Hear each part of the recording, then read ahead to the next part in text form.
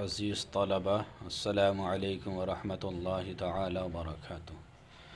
آج آپ پڑھیں گے تسہیل المصادر کا سبق نمبر 16 جو مشتقات کا بیان چل رہا ہے۔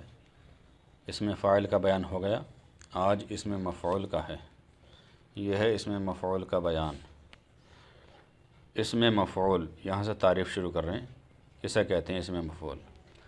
اس میں مفعول وہ اسم ہے جو ایسی ذات کو بتائے جس پر فعل واقع ہوا ہو، یعنی کام کرنے والے نے جس کام کو کیا وہ کام کس کے اوپر واقع ہوا، ٹھیک ہے؟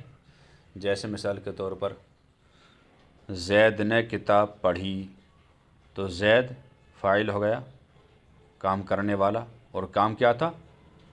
پڑھنا، اور کس کے اوپر ہوا کام؟ یہ کتاب کے اوپر، ٹھیک ہے؟ تو اس میں زید اس میں فاعل ہے، اور پڑھی یہ فعل ہے، اور کتاب یہ اس میں مفعول ہے۔ تو جس پر فعل واقع ہوتا ہے، فاعل کا فعل جس پر جاتا ہے، جہاں تک اس کا اثر پہنچتا ہے، اسے کہتے ہیں اس میں مفعول۔ جیسے زید نے بکر کو مارا، تو زید نے مارا یہ زید فاعل ہے، اور مارا یہ فعل ہے، مارنے کا کام کرنا، اور مارا کس کو؟ بکر کو، تو بکر کیا ہو گیا؟ مفعول۔ زید نے بکر کو مارا، یہ مار کہاں تک پہنچی؟ بکر کی پیٹھ تک۔ لہٰذا آپ سمجھ گئے ہوں گے اس میں مفعول وہ اسم ہے جو ایسی ذات کو بتائے جس پر فاعل کا فعل واقع ہوا ہو۔ کیسے بناتے ہیں یہ بتا رہے ہیں۔ مصدر کے آخری نون کو ہا سے بدل کر اس میں مفعول بناتے ہیں، جیسے پروردن سے پروردہ۔ فارسی کے جو مصدر ہوتے ہیں ان کے آخر میں دن یا تن آتا ہے، ٹھیک ہے؟ تو آخر والا جو نون ہو، چاہے وہ دن ہو چاہے تن ہو، آخر میں جو نون ہو اسے چھوٹے ہا سے بدل دیں گے، تو کیا بن جائے گا؟ اس میں مفعول۔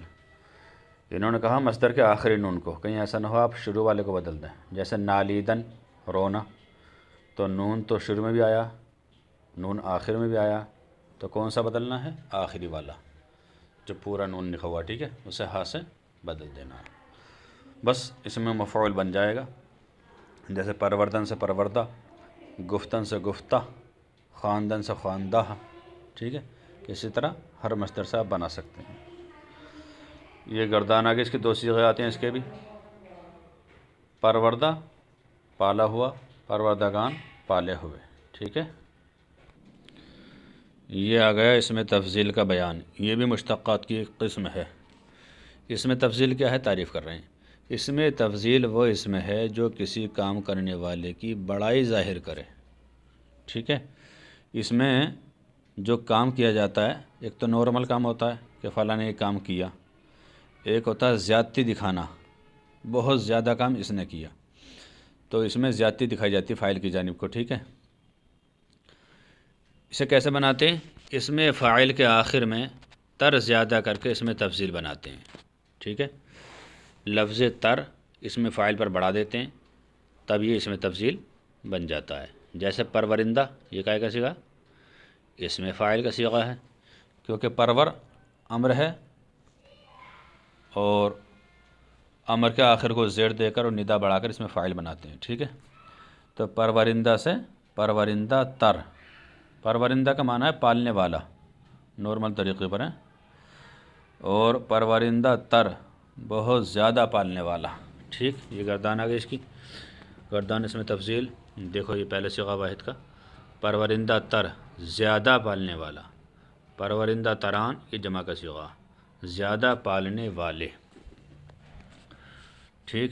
یہ سوالات آ گئے ہیں۔ اس میں تفضیل کی تعریف کرو۔ اس میں تفضیل کی تعریف یہ ہے کہ اس میں تفضیل کیسے بناتے ہیں؟ طریقہ بنانے کا یہ ہے، ایسے بناتے ہیں۔ نویسندہ سے اس میں تفضیل کی گردان کرو، دو صیغے بنانے ہیں صرف، نویسندہ تر، نویسندہ تران۔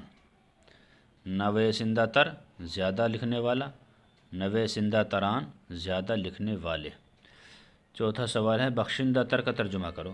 بخشیدن مانے بخشنا، بخشندہ تر، زیادہ بخشنے والا۔ پانچواں، آورندہ تران کیا صیغہ ہے؟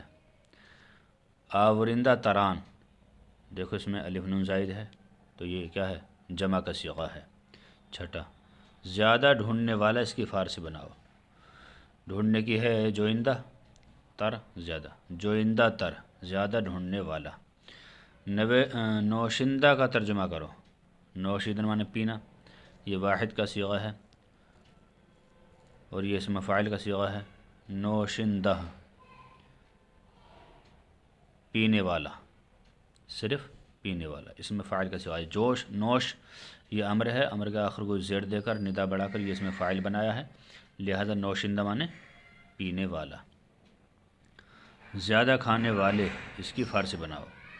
زیادہ کھانے والے، خوردن معنی کھانا، خورندہ تران زیادہ کھانے والے۔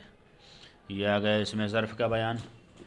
اس میں ظرف کیا چیز ہے؟ تعریف کر رہے ہیں۔ اس میں ظرف وہ اسم ہے جو کسی کام کی جگہ یا وقت کو بتائے۔ جب بھی کوئی بات کہی جا رہی ہو اور اس میں کوئی ایسی بات آئے کہ اس میں جگہ یا وقت کا معنی پایا جا رہا ہے تو اسے اس میں ظرف کہتے ہیں۔ ٹھیک ہے۔ حاصل مصدر کے آخر میں بنانے کا طریقہ، حاصل مصدر کے آخر میں گاہ بڑھا کر اس میں ظرف بناتے ہیں۔ جیسے حاصل مصدر آرامیدن سے آتا آرام، اس سے آگے بڑھا دیا گاہ، آرام گاہ۔ اب اس کے دو معنی لیں گے ہم، آرام کی جگہ یا آرام کا وقت۔ ٹھیک، کیونکہ دو معنی پہ دلالت کرتا ہے اس میں ظرف۔ ایک طریقہ اور بتا رہے بنانے کا، کبھی امر سے پہلے کسی اسم کو ملا دیتے ہیں۔ جو مصدر سے امر آتا ہے اس سے پہلے کوئی بھی اسم لگا دیتے ہیں اور اسی اسم کے تعلق سے اسم ظرف بن جاتا ہے۔ جیسے زرخیز، سونا پیدا ہونے کی جگہ، تو خیز معنی کیا ہے؟ اگنا، ہونا ہے، پیدا ہونا۔ اس کے آگے لگا دیا زر، زر معنی سونا، تو سونا پیدا ہونے کی جگہ۔ اس سے پہلے کوئی اور اسم لگائیں گے تو وہی معنی بن جائے گا۔ ٹھیک ہے، یہ آپ کا سبق نمبر 16، اس میں مفعول، اس میں تفضیل اور اس میں ظرف کا بیان مکمل ہوا۔ اللہ تعالیٰ سے دعا ہے کہ اللہ تعالیٰ ہر مسلمان کو علم دین سیکھتے رہنے کی توفیق عطا فرمائے۔ السلام علیکم ورحمۃ اللہ۔